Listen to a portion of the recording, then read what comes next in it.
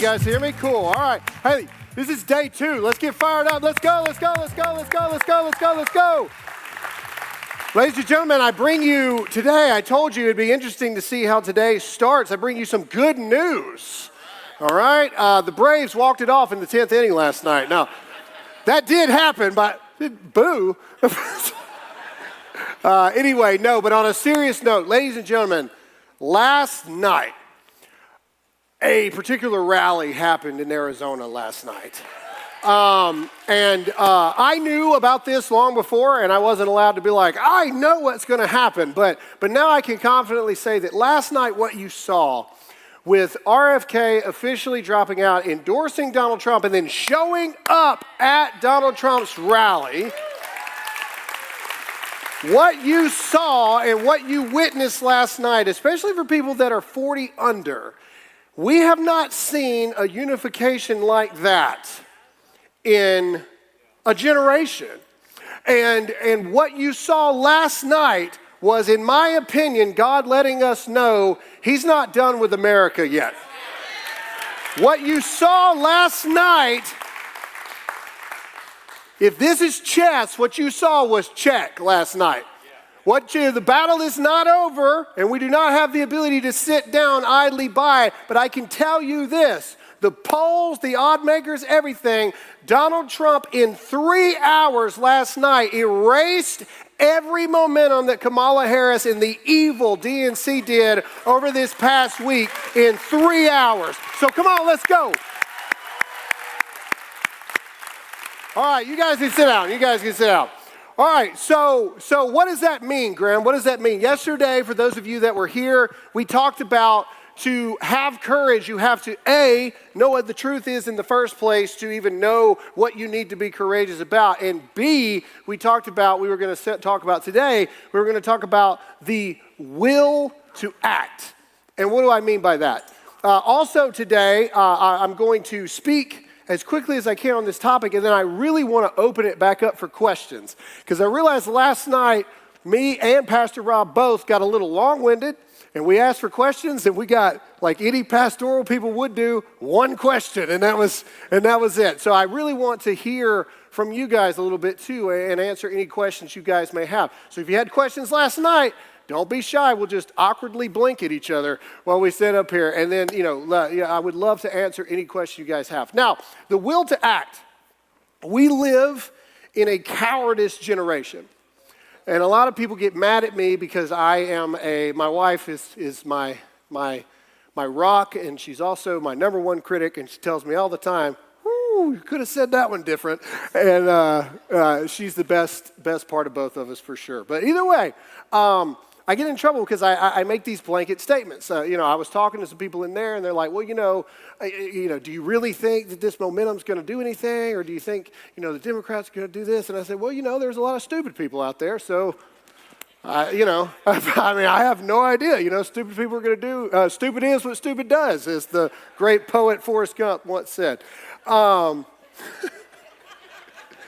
Just off the dome, people. Sometimes it just comes out. I have to remember I'm in a church. Either way, all right, the will to act. We live in a cowardice generation, and I'm just going to explain this to you in a way that I think a lot of people will understand because it's 2024. We're all on social media. We all know this. And it kind of came to me yesterday, and I want to explain to you how you have to rise above living within the green story. And for those of you that are looking at me like, what in the world is he talking about? Don't worry. We're going to land this plane together, and it's going to make sense. Okay, how many of you have Instagram or at least know what Instagram is? Okay, all right, cool. All right, there we go. I was worried. There was one hand for a minute, and I was like, oh, got a long way to go. How many of you know what a story is on Instagram? You can post a little story. It's gone in 24 hours, so you don't have to feel so bad about the backlash that you get. How many of you know what the green story is? Anybody seen that where the story comes up and it's green and whatnot? It's this feature that Instagram has where you can share it to only the people that are like your friends. See, people are already figuring out where we're going here. Why is it, and I see it all the time, the people that are my friends, that I know them and things like this, why is it that I have so many people post what they actually believe and what they actually think in the green story?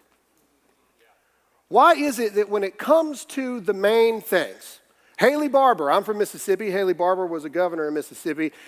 Believe it or not, a politician from Mississippi said, A, the most Mississippi words ever been spoken, but B, is used in any political campaign of ever since then. Haley Barbour, a Mississippian, said, the main thing is to keep the main thing the main thing. The most Mississippi thing you've ever heard in your life. But every single politician, every single political advisor quotes that every single time. When they ask you a question that you don't know what in the world they're talking about, the main thing is to keep the main thing the main thing. If they hit you with, well, where's that in the Bible and blah, blah, blah, the main thing is to keep the main thing the main thing. It is the best opposition to confrontation in the world. The main thing is to keep the main thing the main thing. So why is it that so many Christians, especially, when they're talking about the main thing, they only post it for the people that they know they're not going to get any backlash from? Why is it that I see so many Christians that when they want to talk about abortion and the sanctity of life, they put it in that green story? Why is it when we talk about the fact that I truly believe that there has been this over America this week, because I truly believe some of the most evil, demonic people in our country were all gathered in Chicago in one place at one time, and it permeated through the country. But why is it when other people feel the same things that I feel, and they want to say the same things that I say, and or they share clips of my show, they put it in their green stories? Why are we so afraid for people to truly know what we actually believe and what we actually think and what we actually feel? I would argue and I would challenge you, do you really actually believe it? Because if you're not prepared to receive backlash for what you know to be the truth, then do you actually believe it in the first place? It's getting quiet in here because I want to take this opportunity. I only have a brief time with you guys. It's good to do the rah-rah, bish kumbah, all this other stuff, but if you don't leave challenged to go out and be even more bold than you were before you came in here, then why am I even here? Why are we so worried about backlash for standing for the truth? You see, it would have been really easy for me to be a multi-millionaire. All I would have had to do was be a Democrat. That's it. Do you know how rich I would be?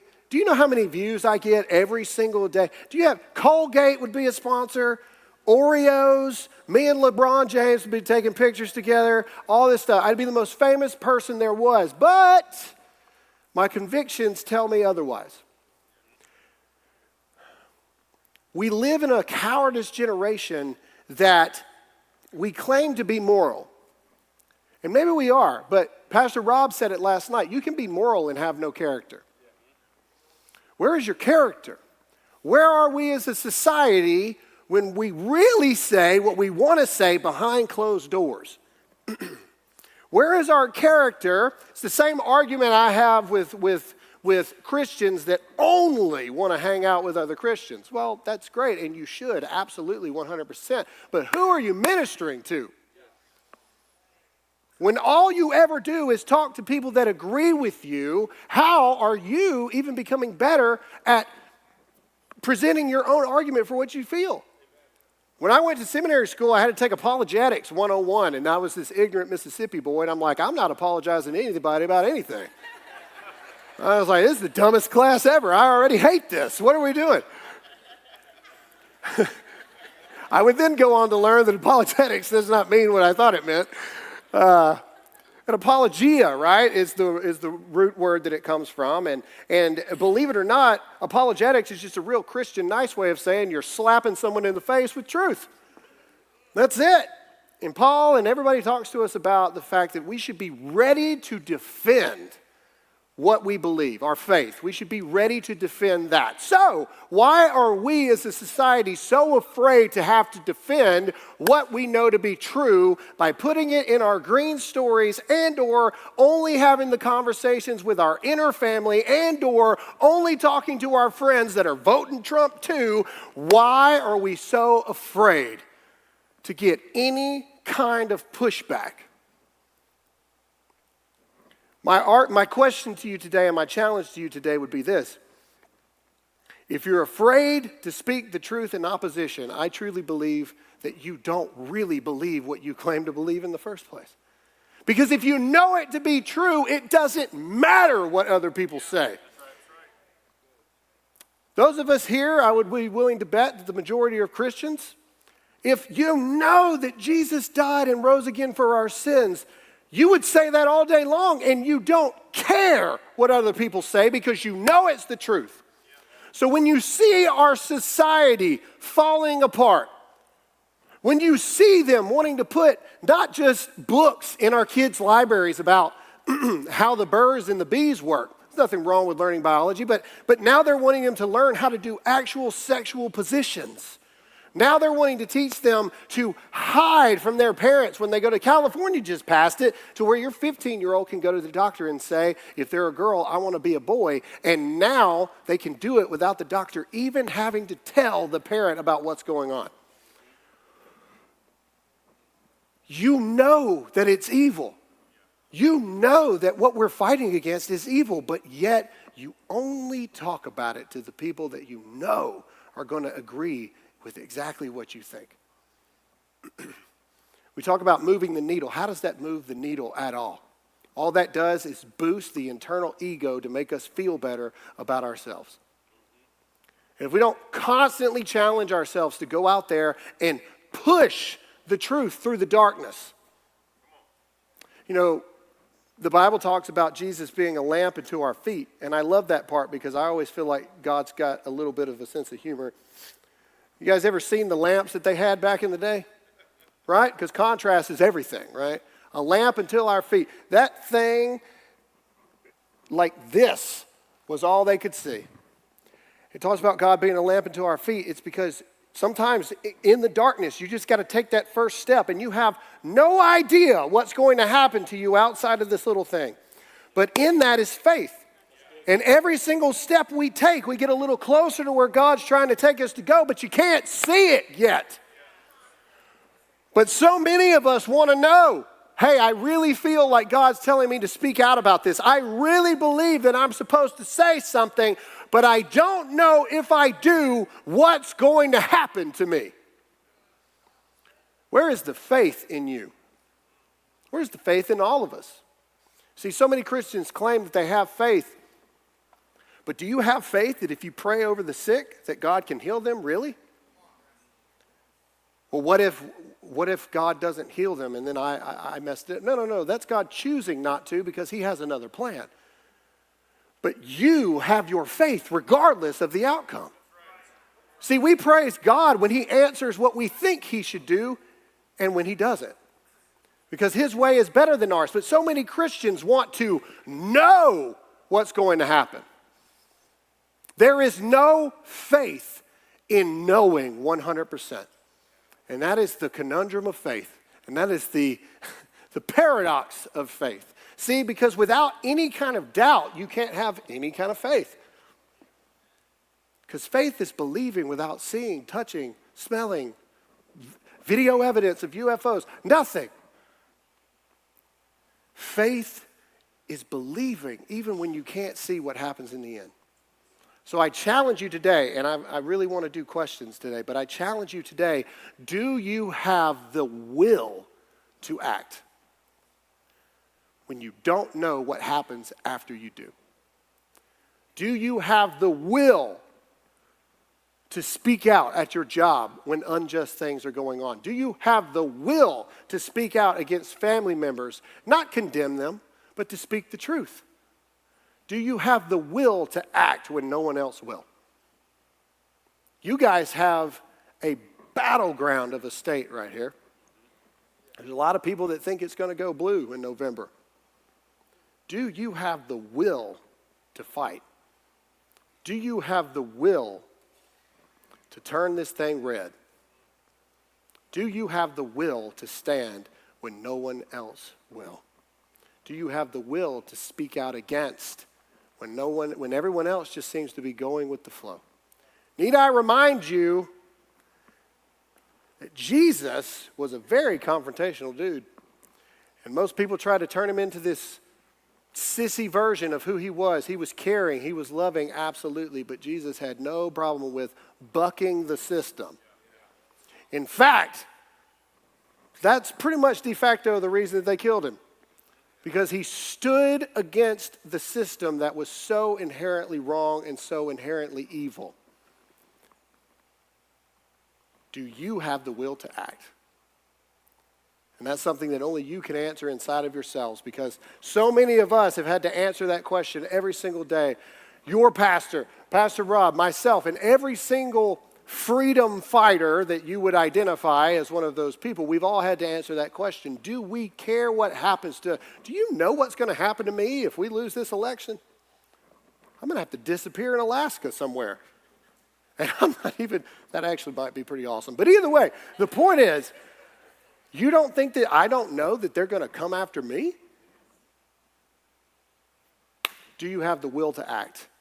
And do you truly believe enough in what you claim to value so much, the truth, to stand when no one else will? And to step in faith when you have no idea what happens to you after? Do you have the will to act? All right, that's my challenge for you today. But now we've got about 13 minutes, and like I said, both me and Pastor Rob got hit with the Holy Ghost last night and talked way too much. Questions. I would love to hear any kind of questions that you guys have. This is your opportunity to hit me with whatever you got, and I would love to be able to just have a one-on-one conversation with you. It's not a time to be shy. There are no dumb questions, except if you're planning on voting for Kamala Harris. That would be a dumb question or a dumb statement. Does anybody have any questions for me about how to do this, the steps to take moving forward, what we're really looking at these last 2 months, how things are going? All of you got questions out there. Don't be shy now. Does anybody have questions for me? Well, we're going to keep rattling on, and I'll talk about the next phase of this stuff. There we go. Hey, thanks for doing what you do. Well, thank you for sticking around and not throwing stuff at me. I appreciate it. Absolutely. So one of the things I always struggle with is foreign wars. Okay. Foreign wars. Okay. You know, like the Ukraine stuff. Mm-hmm. I feel like I don't know enough to know if I should support that or if I shouldn't support that, because I don't really understand what the true impact is here at home. And I'm just wondering if you have any opinions on that. Oh, do I? Okay, all right. 3 minutes or less for each question. Okay, so 18-year-old me, when I was fighting in the Iraq War, I thought that I was doing what I was supposed to do. And I believed in this country, and I thought I was doing it. I've had 2 friends in the past 18 months take their lives, veterans, because we saw what happened with Afghanistan, and we saw this, and now there's so many veterans that are wondering, what in the world was it all for? What did we do? Why? Why were we even there? So I'll say this. My answer to anyone that's either pro or against, helping out with foreign wars and all this other kind of stuff, and my ultimate response is this: if it's the airplane scenario, what do they always tell you to do if the masks come down in the airplane? Some of you are not prepared for an airplane going down. They tell you to put your mask on first, yours on first, because if you're not okay, you can't help anybody else. America is not just bleeding, America is hemorrhaging right now. And if there's a hole in the boat, you don't go try to save other boats. You got to fix your own hole in the boat first so you can go help other people if you should help them in the first place. Ukraine is not a real war. I've been to war. There's people in here that have been to a real war. Everything about it is wrong. Everything about this is wrong. We have not seen a single video, picture, nothing. of the Ukraine war in over 2 years, but yet we're supposed to believe that it is the fight for humanity and existence in our world. I don't believe a lick of it, because I've been there. We've had politicians come to Iraq when I was there, and they were in full battle rattle, guarded by full battle rattled soldiers every step of the way, and they never went to the actual combat areas. And even in the green zones, they were loaded down to the T with protection. But yet you got people sipping Starbucks with Zelensky while he's taking his GQ photo shoots. No, my friends, something evil is going on. And if you believe anything different, you are blind. Next, do we have another question? That was a great question. See, they're a good icebreaker. Questions from anyone about where we are, the stance of where we're at, what we need to do moving forward, the final 2 months of where we are? Because if not, I know what we can talk about. But giving you guys an opportunity. Yes, sir. So you make a really powerful point. He's fast. You make a really powerful point that we're to be engaged in the narrative of America. But how do we talk to the Christians who are burned out by even what you do? There is an outrage burnout in this country, and it's like, I don't want to get involved because I'm just tired of it. That's a good point. The answer is I'm burned out.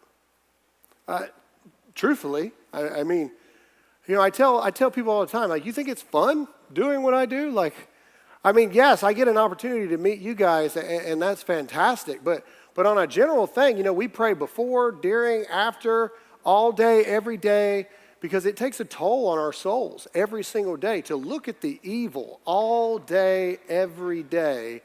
It takes a physical toll on you, a spiritual toll on you. And my answer would be, no battle was ever won when people were weary and burned out and they stopped. In fact, it's right at that moment when you're burnt out and you think, that's it, man. I'm so frustrated. I can't, you know, The Patriot's one of my favorite movies, and there's this scene in there where Heath Ledger's character sees this tattered American flag, and he picks it up, and there's this wounded soldier right next to him, and he just looks at him. He's all beat up. He's all patch over his eye and everything. And he just says, it's a lost cause. It's useless. It's over. I'm sure that there's a lot of people that thought the same thing. When Washington crossed the Delaware, all the above, so many moments where they thought it was a lost cause. So my answers to Christians would be, I'm sure Jesus got real tired right before it came time to finish the thing out. In fact, I know that in Scripture, right? Jesus literally prayed to the point of blood coming out of his pores. Because there was that moment where even Jesus was like, Lord or Father, if it is at all possible, please let this cup pass over me. Please, please. But your will be done.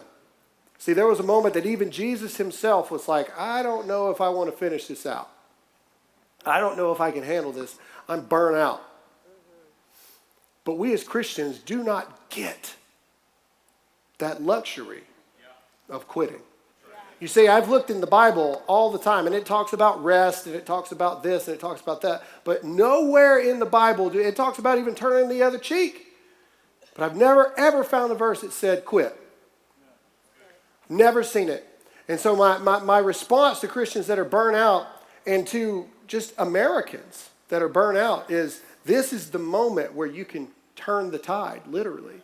Because these are the moments, look through all out American history, when all felt lost. People, great men kept pushing. And it was through that pushing that the tide changed. The wars were won. Look at every single war we've ever won. We were losing. And then all of a sudden, they kept pushing and the tide changed. I would tell my Christian friends that ignorance, willful ignorance, is the same thing as disobedience. Simply ducking your head in the sand because you're tired and you don't want to hear about it, that's disobedience. God tells us to be the salt and light among the earth. How can you be the light if you have no idea what's going on? How can you relate to what's happening if you have no idea what's going on? I'm tired too. We're all tired. but we've got a job to do. And we have to keep pushing forward, and we have to keep moving forward. That was another good question. All right? Yes, sir. If engaging culture in society on social media is a good thing, and I believe it is, what are ways, practical ways, things we can do and say or not do or say on social media to affect culture for Christ? Social media is, and I know this sounds like the most hypocritical thing in the world because it's literally my job. Social media is a blessing and a curse, right? It is truly a double-edged sword, for sure. And I think a lot of Christians and a lot of pastors like to, not anyone here, obviously, you guys are blessed, but I think a lot of people like to avoid it. I've had so many pastor friends write me because deep down they know that they should say something. But they don't because they're fearful that, oh, well, what if I say the wrong thing? And my answer is, so what if you do? At least you tried. We're fighting, you have to fight the battle where the battle is being fought. So a lot of people like to put David and Goliath, right? Everybody likes to put it in this context that David was this little wimpy little kid that had no business being out there, and he was too weak to carry the sword and the shield and all this stuff, and so he just took his slingshot out there, and the Lord did what the Lord did, and that is true, but that's not 100% true. So see, back in the day, you had these things called slingers. Okay, these people were trained. Borderline archers, kind of. They were trained to get these stones, and buddy, they could hit it wherever they wanted to go. See, that's what David actually was. He was a slinger. And so we have to fight the enemy in a way to win. See, the enemy wants us to fight them in the way that we think we're supposed to. Christians and pastors say, hey, don't engage in all that stuff on the internet. Don't drive division more. Don't drive this, don't drive back. I equate that to Goliath. See, Goliath was big, fat, and slow. But one-on-one, nobody could take him out. Goliath wanted people to come and meet him right there in the valley and fight him one-on-one because he knew that if you did that, you were going to lose. And everybody else wanted David to fight the way that they thought that they should fight. Meet the enemy in their realm, in their territory. And he said, no, man, this ain't going to work. I'm just going to go out there. And it was strategic. Everybody gives David this... We romanticize and dumb down the strategicness of this. David said, no, I'm not meeting the enemy the way he wants me to meet him. I'm there to win this thing. I'm going to stand far back and I'm going to sling this rock and hit him right between the eyes. We have to do the same thing. Christians and pastors and Republicans alike don't want to get involved in the social media wars because they think that it's going to spread more discourse than help. But here's the thing. We may feel that way, but your kids don't. Yeah. We may not pay attention to everything that's going on TikTok, but your kids do, and your grandkids do.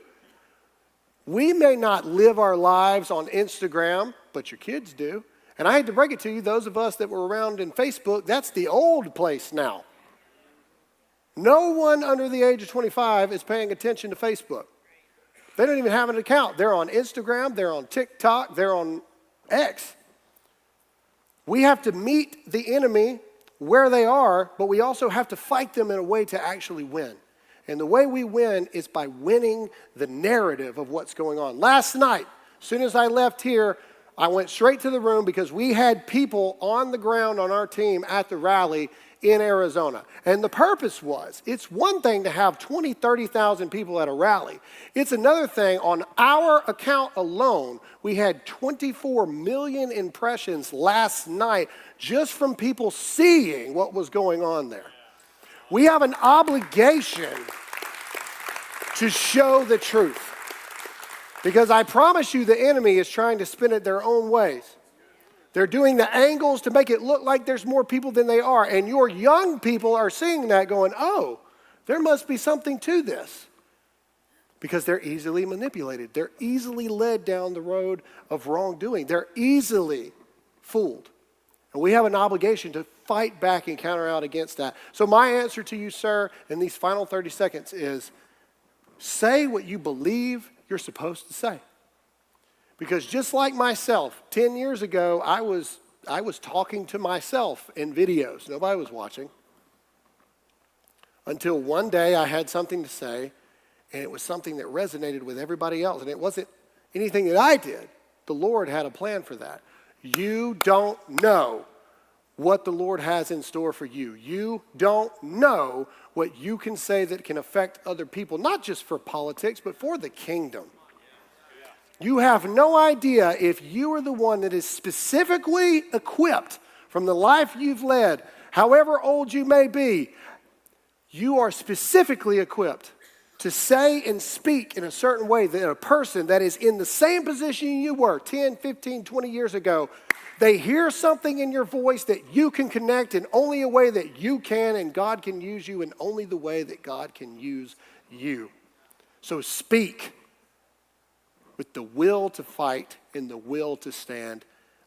My final thing to you is just speak the truth and let the truth do what the truth always does, and that's pierce through the darkness. Just speak. Thank you guys so much for having me.